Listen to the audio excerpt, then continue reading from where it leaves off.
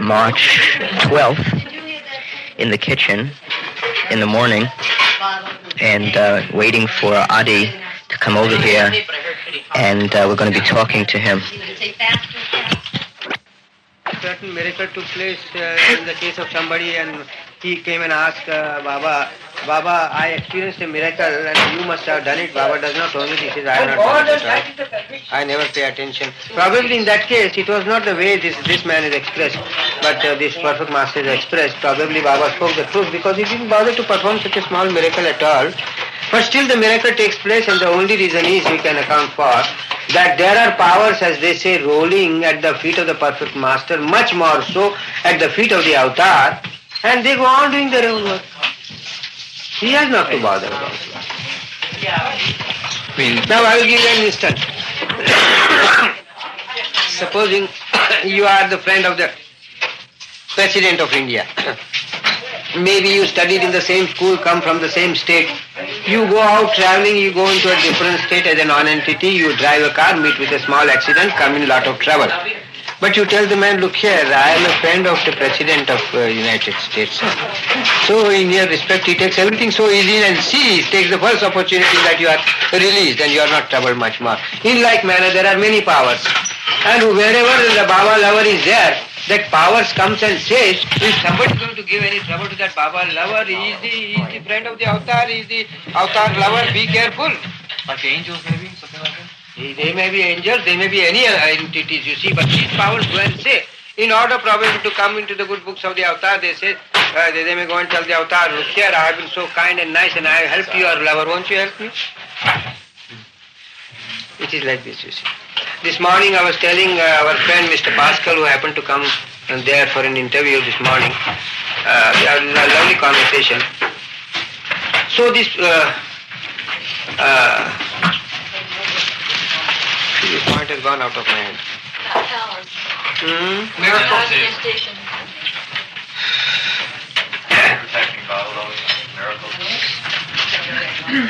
It will come back in its own time. The more I try to force it out, the more it goes inside.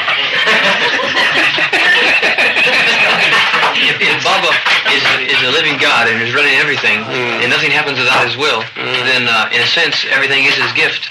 In another sense, everything... Yes, in the final analysis. But that doesn't mean every thing of a Tom, Dick and Harry and every details he goes on poking his nose or he puts his mind into it. Not at all. Because like there's a mechanism of the universe. Yes, he has created the whole mechanism and set it running. If there is any serious trouble anywhere, then he wakes up and just looks at it. What the hell is going on over there? It must be all changed or corrected or rectified or something. Otherwise it goes on. And there maybe some people may be oppressive to others. There may be some trouble, small trouble. And if a Baba lover is involved there, he doesn't dare to go for a small thing to the avatar himself.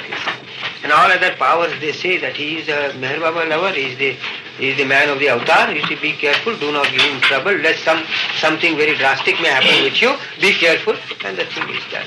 And the man says, Baba has performed miracle. Baba says, I do not perform any miracle at all. They happen, I don't know.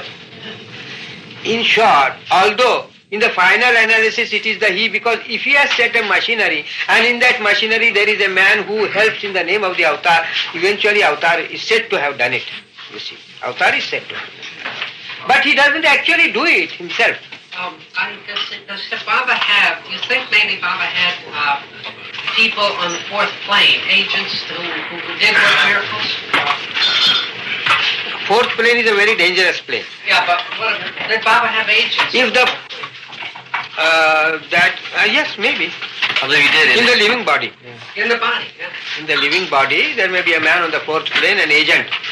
You see, well, that agent could work miracles for Baba, yes, without doing any harm. But when a question is asked to Baba, Baba says that he does not own a miracle. And why I tell you, you see, I have thought over it many a times that in the final analysis it is only Baba who does it, but why does he disown it? For the simple reason that this is not important. It may have been necessary for that occasion, and it was just done, but the fact that I do not put my mind into it is not really important. What is it a Baba man comes into a trouble and loses his life in an accident? Maybe that was for his good. Probably Baba prepared him to have a better body for his own progress. But that incident, you see, becomes very, all around him, the relatives become very unhappy because the man died. You see, for the occasion it may be very sad. But for the eventual good it is all right. So it is all a bundle of contradictions. Yes. I was just thinking, even when he was Christ, when he did many miracles, there is a story of one time when apostles came to him and said, there's a man somewhere who's casting out devils using your name. And, like, what should we do? Should we stop him? And this sort of sounds like, using his name and the power, but not him actually directly doing it. And even then, he cast it off as something, like, sort of, like, don't worry about it. He just said, like, let him go. If he's not against me, then he's with me. See, probably he meant to do that. He wanted it that way. Yeah. See, we do not know really. What is a life and what is a death, you see, to the avatar, it means nothing at all. It is just like a small ant. Do you rue or do you moan over an ant being killed or crushed under your foot or a small insect? The human life is similar. From his point of view, not from our point of view. So, when in the Second World War, you see, Hitler killed so many men. Do you know, I should not really say this because one has to take this in the right perspective and should not misinterpret, and kindly do not note it down here. Cut this out. It will become untenable. You see, intelligently we want to understand this mystery of life, that mystery of light, that mystery of spirituality. Baba said these are the secrets that cannot be revealed. Now how will somebody look upon a statement when a perfect master like Kabirji comes out and says, yesterday's wife is your today's mother? Yesterday's wife. What did it say? Yesterday's wife is today's mother. In the last birth she was your wife, in this birth your mother. How would you feel it? It is all right. You Westerners may take it a little lightly, you see, but the Easterners and especially the Indians, they will like to kill the man who has made such a statement. And Kabirji did it in a very cryptic way. And that is also in a poem. It may be twisted like this and like that, you see. A man can explain away the thing, you see, and escape if it stands to any danger. So these are the secrets. How could they ever be revealed? And man, you see, is such an inquisitive mind. We call it, in Persian, we call it fuzul. He's so curious. He wants to know every bit of a thing. But he is not prepared to still know everything. To know everything, one has to suffer. He is not prepared. He wants to become an armchair spiritualist. Read the books, sit here and get everything. That he can't get. It's very difficult, my dear. She has gone.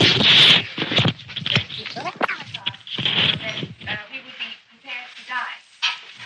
Some people, have voiced the opinion that they have been convinced that Baba is the avatar, but when put to the test, if you really had to stake your life at it, they don't know whether they would be able to stand up to that. That's what I say, the true lover.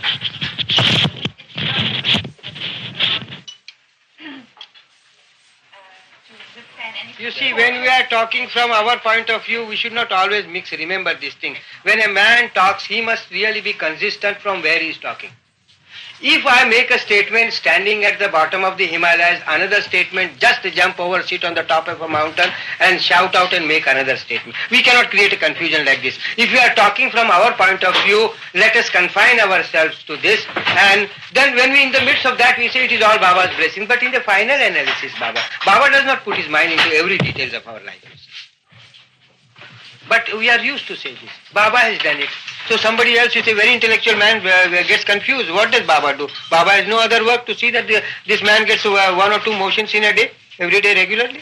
So Baba has done this. Baba has kept my health. Is it clear? You understand it or no? No, kindly ask questions.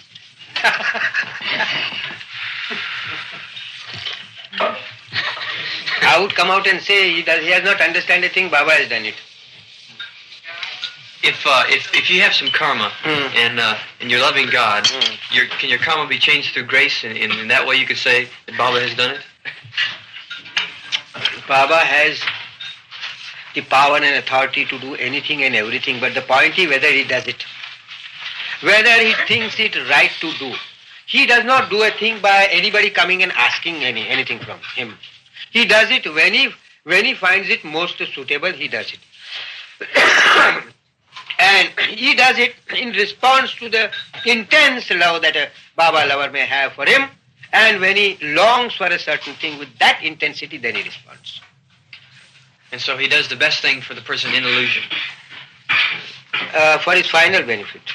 In illusion, yeah. If in illusion, if an immediate gain is to be given, even longed for by his lover, he would not at once give him if it becomes a hindrance in the final benefit he wants to give.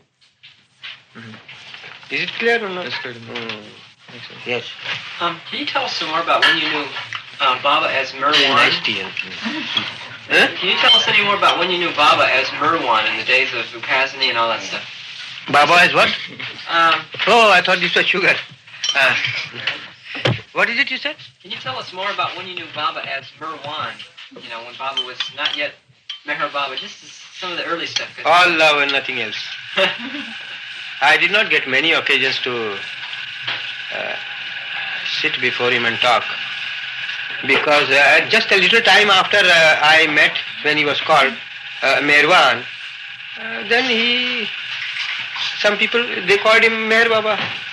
It was just a little time after I met him that he was called MeherBaba. Well, was he finished off by Upasani when you met him as Merwan? Or was he still in the 7-year stay? I think he was there for a while. The last days of his 7-year period. Okay. Adi? Yes. You told me up in New York an interesting thing about Baba's relationship with Upasani. You know how Baba would wake him up at 3 in the morning. I don't think it would be interesting. You see, Baba would wake, Upasani Maharaj would wake up Baba early morning at 3 o'clock, and both would go to his hut, his dwelling place, Upasani Maharaj's dwelling place. Baba used to sleep at a distance from him. And then both used to sit together and exchange their experiences. And Baba once explained me that the experiences Upasani Maharaj had were of a short range, big in size. The objects were small in number, big in size, and distance short. In the case of Baba, the distance was long, many objects at a time, but small in size. Every object looks small in size. That is the way you look through a binocular, you always see that, you see. So that was the one point. Is that the difference between the avatar and the perfect master? Huh? Would that be the difference between the avatar and the perfect master? That will be very speculative on my part, you know. Yeah, I like it. Very speculative. I'd appreciate if you could tell us more about that. Because, you can say, what is this after all? Other people would know. Is it in the final analysis, it is not even the seeing, but it is the becoming that is the reality. Mm-hmm. You see, Baba explains 3 types of knowledge. One is an intellectual knowledge, another is the knowledge through sight, and the third is the knowledge through identity. Intellectual knowledge is always inconclusive. You may be right, you may be wrong. Knowledge through sight is comparatively conclusive, but yet not fully conclusive, because appearances are delusive also. You run after the mirage and you try to find water, you don't get water. From a distance you see that there is water, you don't get water at all. So appearances are also delusive. So even the knowledge gotten out of sight is not final, is not fully conclusive. And the only knowledge fully conclusive is when the subject and object become one. Knowledge gotten through identity. When one man becomes God, that is the 7th stage of consciousness. I am God state. That can only be given by the grace of the perfect master or the avatar. Nobody on his own unaided effort can ever get into that. If a person has never heard about Baba and loves God sincerely, then they would be called a Baba lover. Indirectly. Then they would be following the avatar, and the avatar would be everything. Indirectly. But it is something, you see, God has got 2 sides, personal and impersonal. Personal side has its own importance. Well, say you love God personally because you loved Him with your personal heart, but you just didn't know His name. You know, maybe you heard about Christ, but say you just knew that Still there is God. a difference. Knowing personal God as Christ and knowing personal God as avatar MeherBaba when he's functioning on this earth makes a difference again. But here's the thing. Because the whole work is an illusion. This is not reality. So there are changes always. What if degrees. What if you were meditating and you experienced this overwhelming grace and you knew that it was from a greater being, you didn't know his name, and you opened your heart and you loved that being, and you'd never heard of Baba or Christ or Muhammad? When the intensity of love for God goes to such a pitch, then Meher Baba himself come walking all that distance to you and give it to you, just as in the case of Upasni Maharaj. Upasni Maharaj never believed or worshipped Sai Baba at all. It was somehow very miraculously drawn, and even when he was drawn, he wanted to get away from Sai Baba. And then he came the second or third time and then he got it.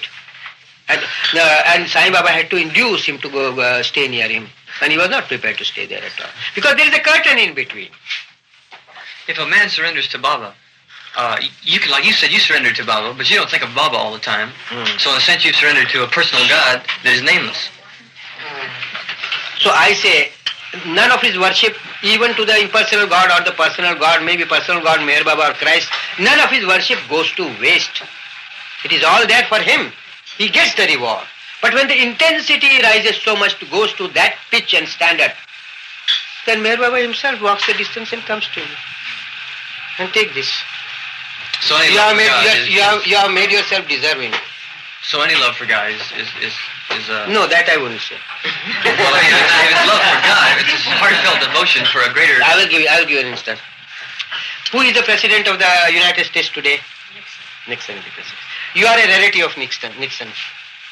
You are in some trouble somewhere. And there is a relative of who was the previous president? Johnson. There is another Johnson's relative. Now both are in the same trouble. This is just an analogy I am giving.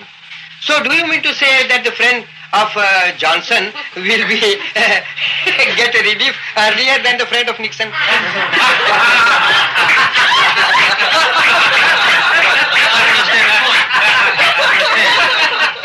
Does that mean something about Baba and Christ? Is that the analogy? But they're both the same person. But he came down again. The president. No, different person. Same person so far Christ consciousness goes. But the personality is different. Their physical bodies, subtle bodies, mental bodies are different. That constitute their personality is different. Does that mean The Christ state and the consciousness and the seat of avatarhood. That I will explain you. Here Johnson and Nixon are both the same. They are the same so far the presidenthood is concerned. But they are two different individuals. At this point, when they say, when you love God... No, I'm not going to answer if you don't give me a cigarette. It's like... always, I got so many packets of cigarettes over there and I will every day forget it. I do not know why. Thank you very much. Anyway. I've read that when you love God, God says, when I am loved by any lover, there I am, in the imagination of that lover. And my imagination is not good enough to imagine Christ's subtle body or Baba's subtle body. To me, it's just God, God in a just clay form, and I don't know anything about anything. I'm just trying to love. So yes. But you get the reward, my dear. But in spite of that, after getting your full reward, you want to have that spacious reward. From the avatar Meher Baba, who is the current avatar, who is the avatar of the time, without worshipping him, without thinking of him. You want to think of Christ and have the reward from Meher Baba. From God. It's from God. God as represented by him. God is the same. But when he has to deal with illusion, the same God has another aspect of the avatar. He has to deal with the universe. You see, it is all changing. Does that mean that Christ's power is no longer effective? Does that mean that Christ's power is no longer... Baba has explained that every avatar who comes puts his power into action. Just a minute. Please do not take the film. She doesn't like it. Inside. No. Elizabeth is objected to it. Oh, she said not in the library. No. She said not in the kitchen also, my dear. And she said outside if we go, you can take it. You can take any amount of tape. Let her keep her, please, you see. And because she will ask me again when I go back. And I was not conscious of this film being taken. What was I saying? I asked you whether Christ's power was not effective. Baba said, then why do the avatar have to come over and over again? Because the power gets on being used. The power is released in illusion, and illusion has a beginning and end always. God has no beginning and no end. All this work, all this entire functioning of the creation is done in illusion. And it has a beginning. The force that was released by Baba today will gradually diminish and some 100 years it may, when the time for the avatar comes up, you see, it will be diminished. Just as in the case when Meher Baba came here, the power had almost diminished. But by the past momentum and the worship of the people, it goes on, it has its good effect. But to compare the response given with the thought of the Christ, the thought of Meher Baba and the response, you see, there is a difference between them. And it's the same avatar. Where are the two avatars? That is the point. He puts on a different coat, a different personality of a physical body, a subtle body and a mental body most suitable to the time and circumstances and the place where it takes place. Does that mean that the power and effect... There are two different things. There is no one Christ and one Meher Baba, according to me. There is only one. So even the thought that the response comes from Christ or Meher Baba, even if you worship, now in the final analysis I will go a step further and say all the worship that you offer to that God and to Christ eventually will have to be disposed of by the same Christ in the form of Meher Baba. Ari, does that mean... You are not giving any claps for this at all. Ari,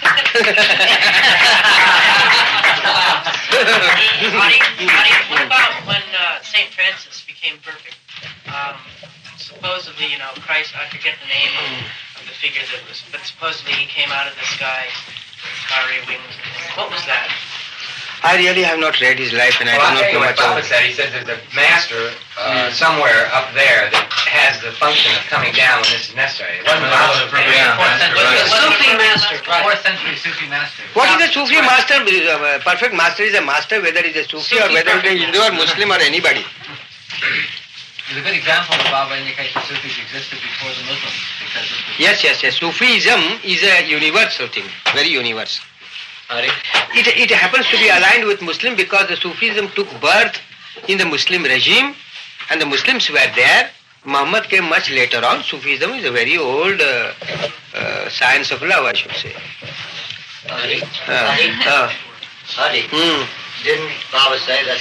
Please come and sit down. Why are you standing? In answer to your question, Baba said that St. Francis of Assisi was one who loved God as he ought to be loved. This qualifies him for whatever status or state he was given. Oh yeah, I was just wondering, where the masterhood that endowed him with God-realization came from.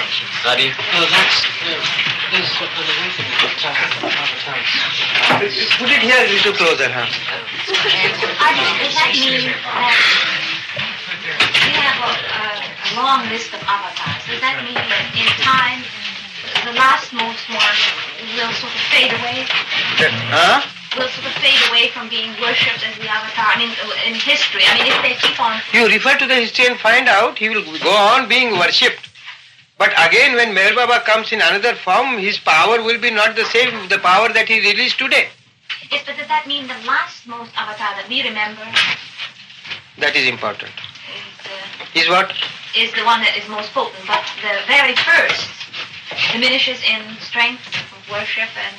You see, first and second, there are no first and second. It is the same thing. The same avatar takes a form.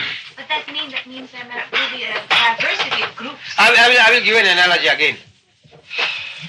A father starts a business. He becomes a millionaire. His son is there. This is just an analogy. It should not be followed to a bitter end. So, his son, of course, he inherits all the property of the father. Maybe he does business, he squanders away, he uses it. I wouldn't say squanders away, he uses it.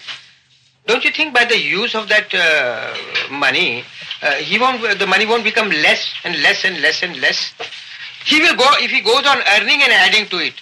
The perfect masters go on adding to it. But not in the sense that avatar eventually has got to come. God himself has got to come. And for the matter of that, as I say, this is my own personal interpretation. I may be wholly wrong, I may be wholly right. But it is the perfect masters coming in subsequent generations. They only work upon the plan laid down by the avatar during his lifetime. So everything that the avatar does is in the seed form. He sows the seeds and gets away and asks them to work out. Just as we sow the seed, and the man doesn't wait until the tree grows. It grows by itself. Yes. Does that mean that to worship the form of any avatar before Baba is a sign of ignorance? Yes, in the light of Baba's explanation. In the light of Baba's explanation. I would not call it an ignorance by itself. I would not call it because Christ was also the avatar. It is not ignorance by itself, but in the light of Baba's explanations. If we get a greater light, we have to forget the lesser light. In terms of the work that he does, not in the term of his authority and the Christ consciousness. It remains ever the same. In a sense, it doesn't really matter as long as you have intense love for God, personally, you know. Yes, yes. Baba says you have intense love for God. If you have the capacity, do have it. And if the intensity grows so, the avatar himself, the living avatar or the recent avatar will have to come and give you. What is the difference then between personal and impersonal love for God? I don't understand that because... You see, impersonal love is God as God in the abstract. God in the beyond. It's a mental idea somehow. That's how this is an idea. God having a bearing upon illusion. God functioning for the illusion, in the illusion. And even so, Baba has so beautifully described, I remember it now. Sir, God's life in illusion is not illusion. Wonderful. Well, here's the thing. See if you're loving... That idea you'll have to incorporate in your thesis, sir. And I may send you that piece you should read. It is in Baba's messages. God's life in illusion is not illusion. If you're loving God, you know, and say, it seems to hinder your loving of God if you have to keep throwing up with the mental aspect of your mind, a picture of MeherBaba, you know, when your heart is loving, like the mind is not the function, that's not the function of mind, it's the heart. And if I'm loving God, and I have to keep remembering who I'm loving, you know, as a particular individual, it seems to be a hindrance. And so, a personal love for God is just a personal love for just a real heartfelt devotion for the greater thing that's the cause of everything. But nobody's going to come in your way with loving God in the way you like. You see, even Baba would not come out and say that you worship me when you are worshipping the God in your own way. Go on doing it. And it's the same. And if the day you find it is rather so more difficult than to worship the present avatar for the return that you want out of it, you see, then you will realize probably it would have been a shorter period for me had I worshipped directly the living avatar, the living God. How do you worship the avatar now? You see, when you're loving God, that's the highest form of worship, it seems to me. And how do you, how do you love just... My dear man, try to analyze your own worship. You cannot go beyond the four walls of your imagination. All right, that God who is abstract, you see, you cannot think of that abstract, you cannot feel him because you have limited mediums on your hand, and the greatest medium is your love, and the second greatest medium is your imagination, not even your thoughts. That which we call inspiration, it comes like an imagination. You see, and we are bound by it. So whosoever God we may worship, you see, you are bound down by your limitations. So that God whom you are worshipping, the abstract. Now I will give you one story. One Muslim was worshipping. They always worship the abstract God. They don't believe God in the form of a human being at all.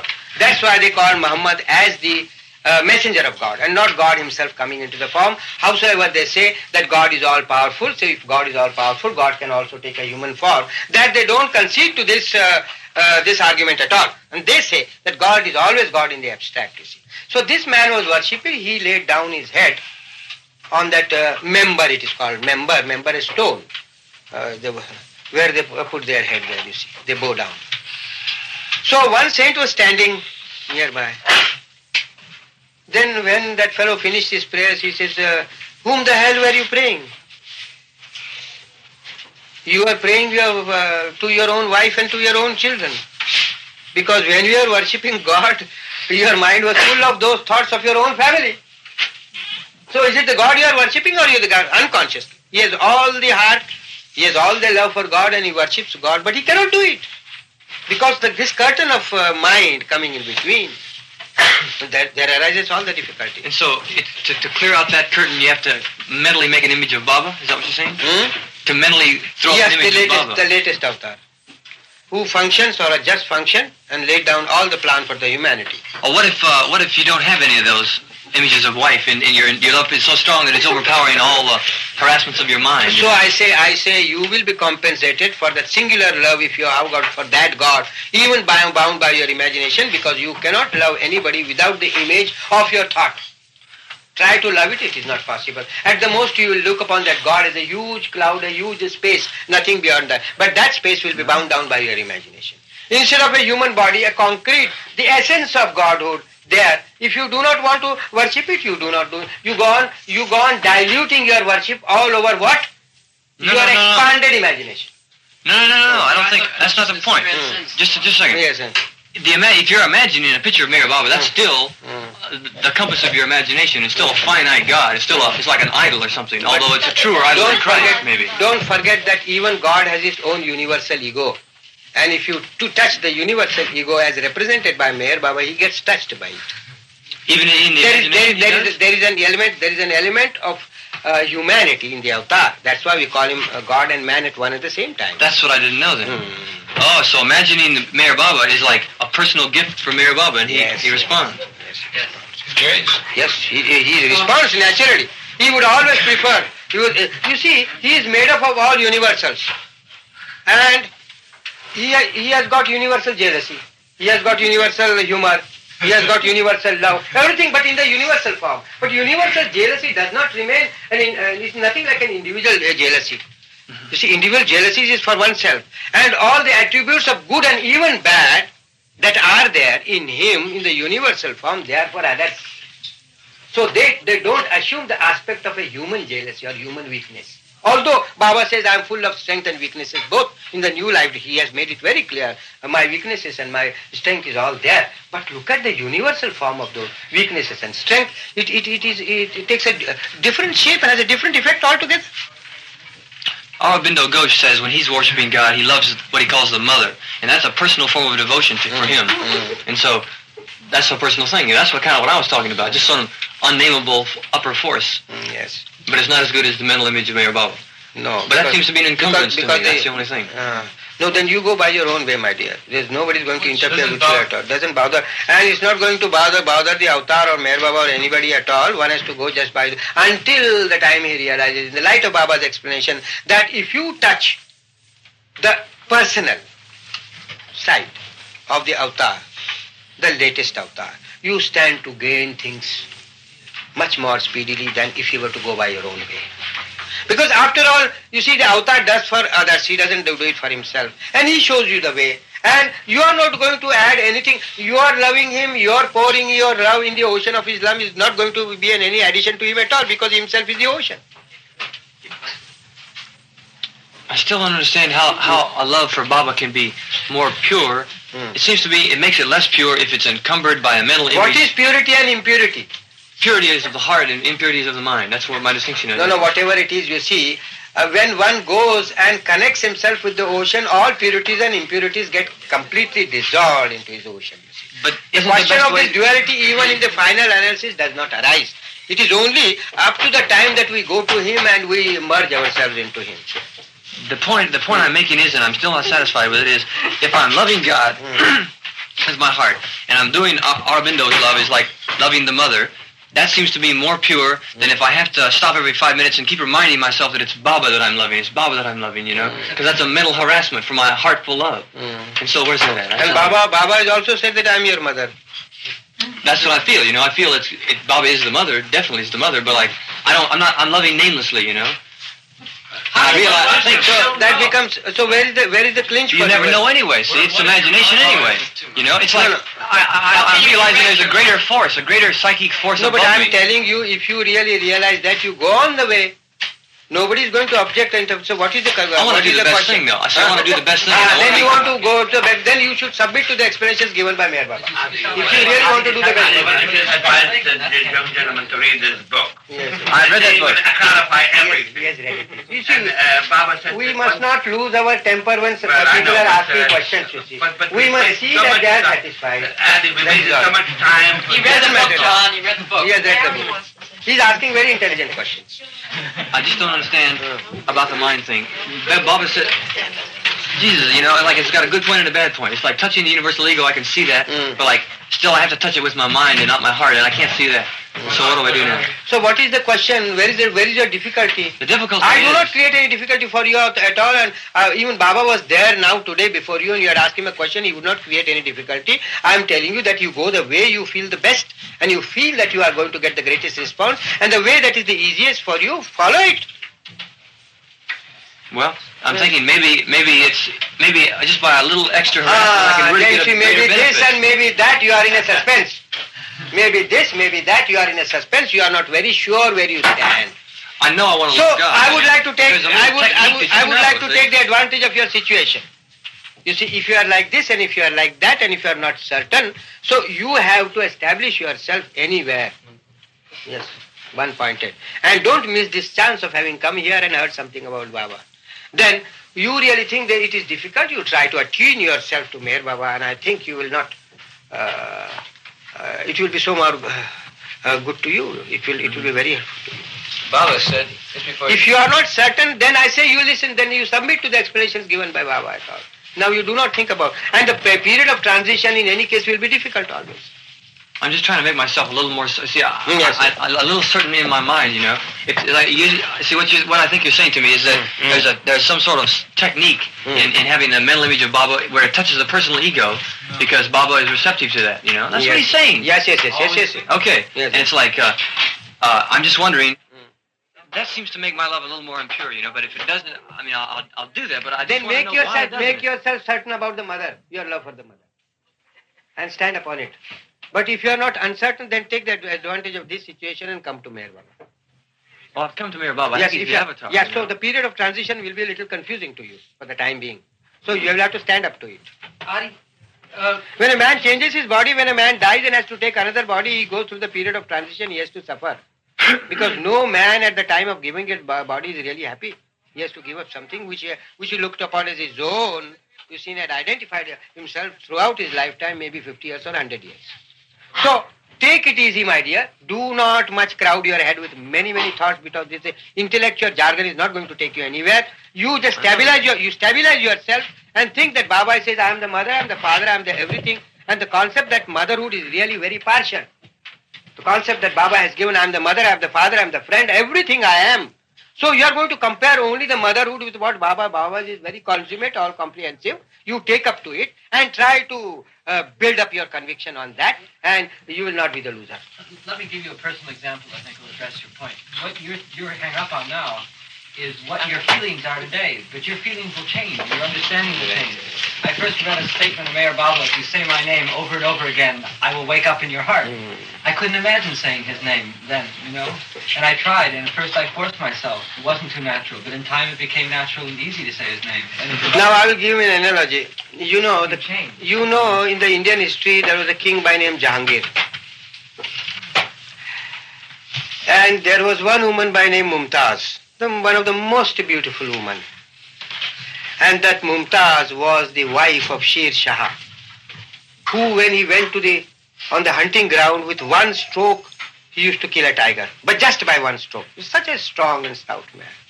Now, Jahangir was the king, and the Sher Shah was only an ordinary man, and he had a most beautiful wife.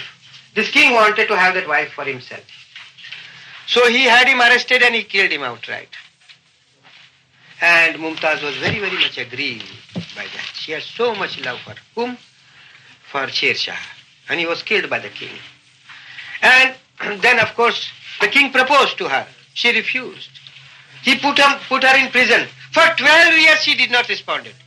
So she had to suffer a period of transition for 12 years.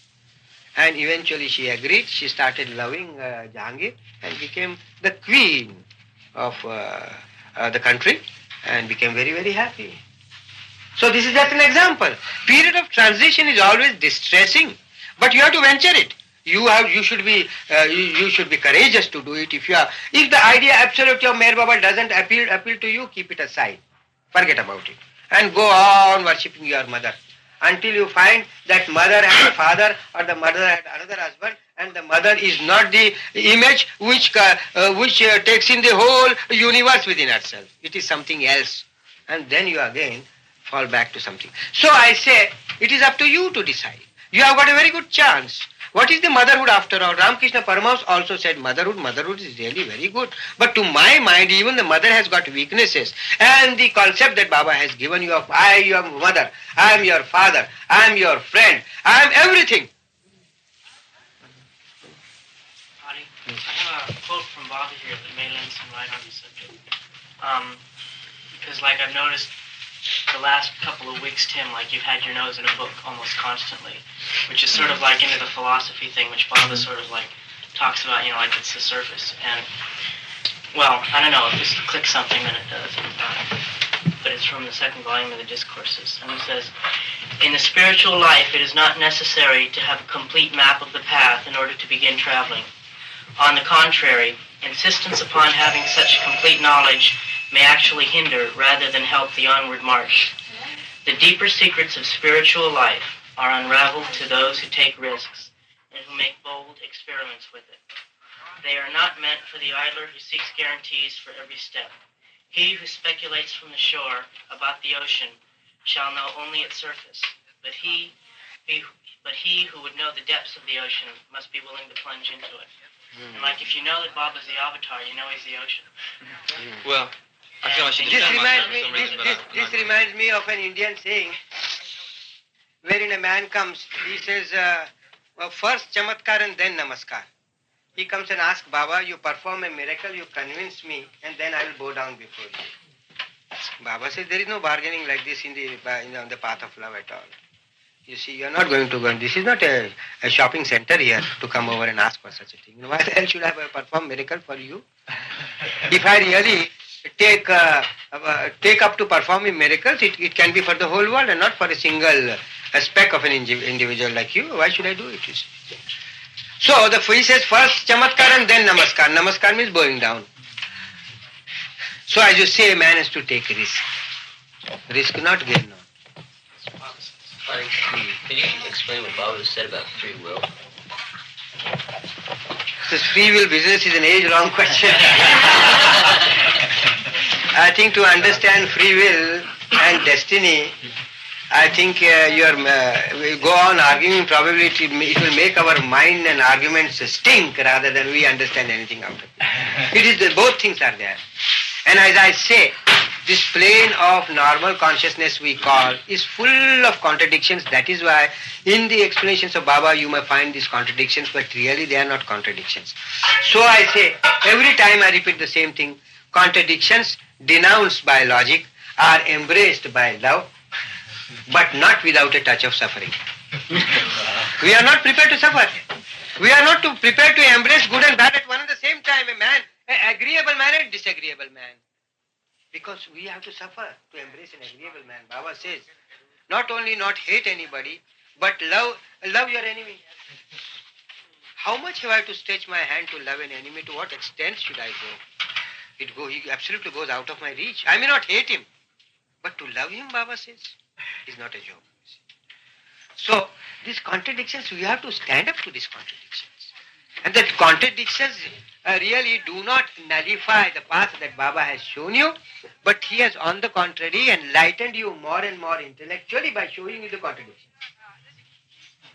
Because eventually, in the ocean of love, these contradictions all become one. No difference remain between them at all. Just as all radia meet at a center, they differ. And our intellectuality, our logic is frightened of contradictions. When I say this thing is here, and in the same breath I say it is not there, finished. A logician comes to the end of his thinking. He can't think more. But Baba said this is the beginning of spirituality.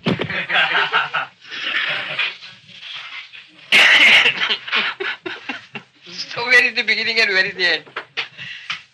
Can I have a camera? Hi.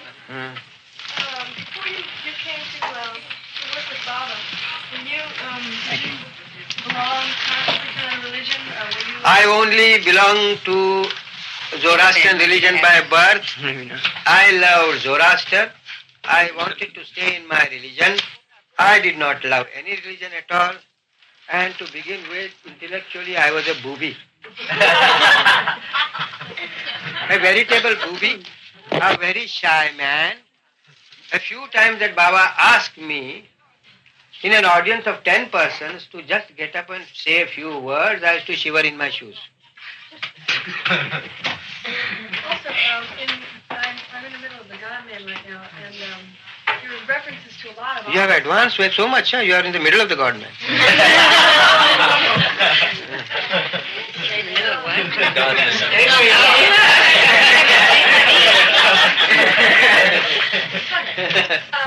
But there's reference to two or three different Adis, and I was wondering who was Adi Senior and who... I am Adi Senior and Adi Junior is Baba's younger brother. He is in London. Thank you. Problem solved? Yes. Could you say something about what it was like to be with Baba in the time after the new life and the Manonas period and the complicated free life and full free life? You see, I tell you, the inception of this new life for me was an enigma. And the course of the new life was a torture for me. It was a physical labor and a mental torture. And we had to go through because Baba wanted it. And a life with Baba is not always easy. We definitely know. It is the most difficult life. People from a distance always say, you are very fortunate. Fortunate are we. But the fortune doesn't go without your suffering. It goes.